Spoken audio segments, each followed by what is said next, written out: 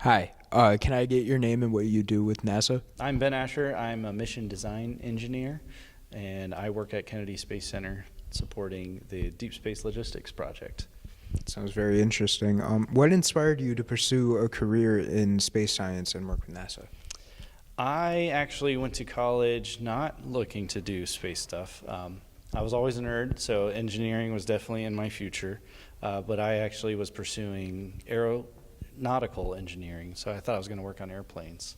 I also took French in high school, so I was like, oh yeah, I'll just work for Airbus in the south of France. That'll be nice.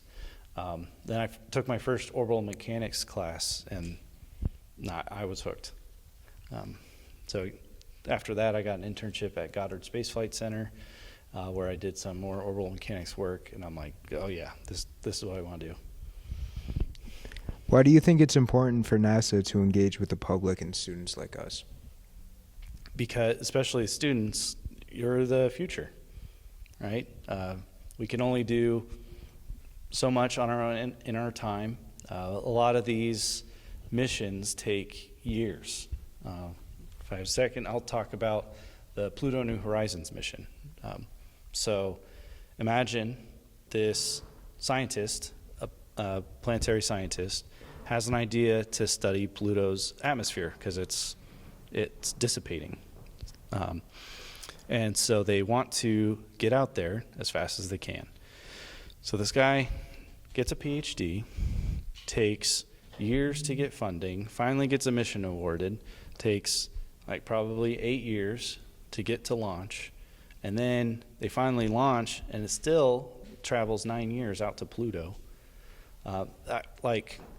And then when it goes to Pluto, it just flies by within like an hour. So, it's this guy's. I wish I knew his name. It's his life work to go see this thing, and that started many years ago.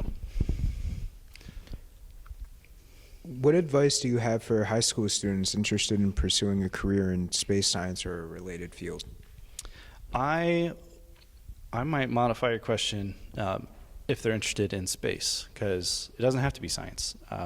Well, I think that's one of the coolest things about NASA is I am an engineer, but it takes everyone to make these missions happen. We have folks down here. One of them used to be a news anchor, and now he's working at NASA doing the broadcasting, right?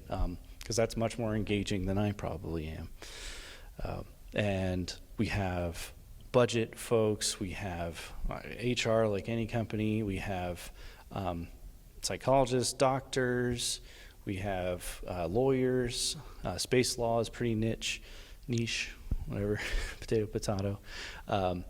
And then, yeah, of course, your engineers and even technicians, right?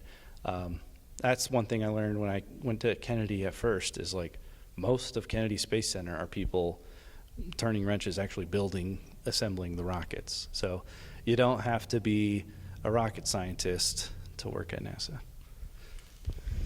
Can you describe what exactly happens during a total eclipse and why the 2024 eclipse is particularly notable? So a total solar eclipse is when the moon completely obscures the sun. And that's from the vantage point on Earth, right? And so 2024 is notable for us in the U.S. because the eclipse, the path of totality, where this total solar eclipse happens, is happening across the U.S. all the way from Texas to Maine, and then through Maine. So that's especially why it's notable, and the total solar eclipse is it's so cool. I haven't seen one, but I'm really excited for it. Thank you for your time.